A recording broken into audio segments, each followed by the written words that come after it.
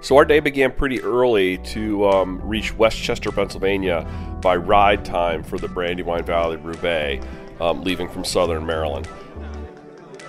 We've been looking forward to it since first riding it last spring. In only its third year, the BVR has quickly grown a following of serious cyclocross racers, gravel grinders, pretty much riders of all types really enjoy this ride.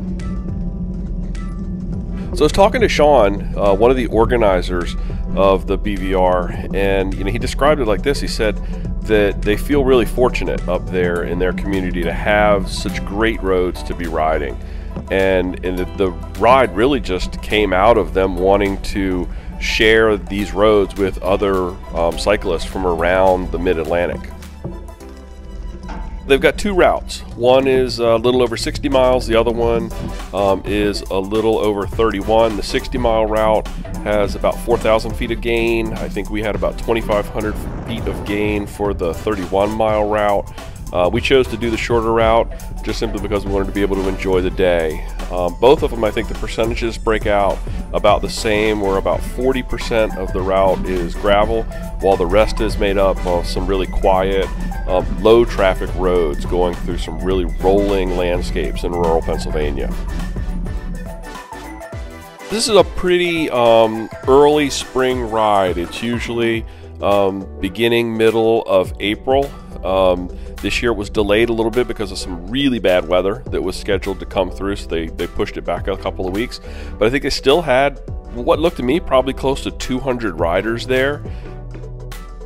For me, there's a few highlights for this ride.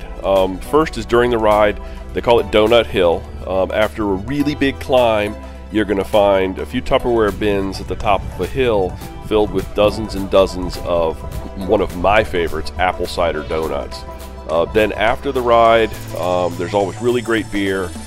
There's always pizza that's local and hot, and there's plenty of it. And then we always tend to, on our way back from Pennsylvania to Southern Maryland, find another little brewery somewhere along the way to spend a little bit of time. So those are some highlights. I would definitely say put this one on your bucket list for next spring if you're in the Mid-Atlantic. Pennsylvania, New York, New Jersey, Delaware, Maryland, even over in, we had a guy come in from our club from West Virginia. Don't miss this ride. Make sure you catch it. Look for a link. I'm going to put a link to their Facebook page down in the comments so you can catch up with them and stay up to date on when the next ride is coming up. So this was pretty cool for me. I had the opportunity to chat with a number of cyclists and riders that follow the channel. We had talked about some of older trips, some of the C&O Canal trips and some Gap trips, and we were able to chat and talk about some trips that they have coming up too. And I just thought that was really cool. So thanks guys for following the channel, and hope to see you out on the trail, maybe the Gap or the C&O sometime soon. So thanks for spending just a few minutes with us, watching the video, tagging along for the ride on the Brandywine Valley Roubaix.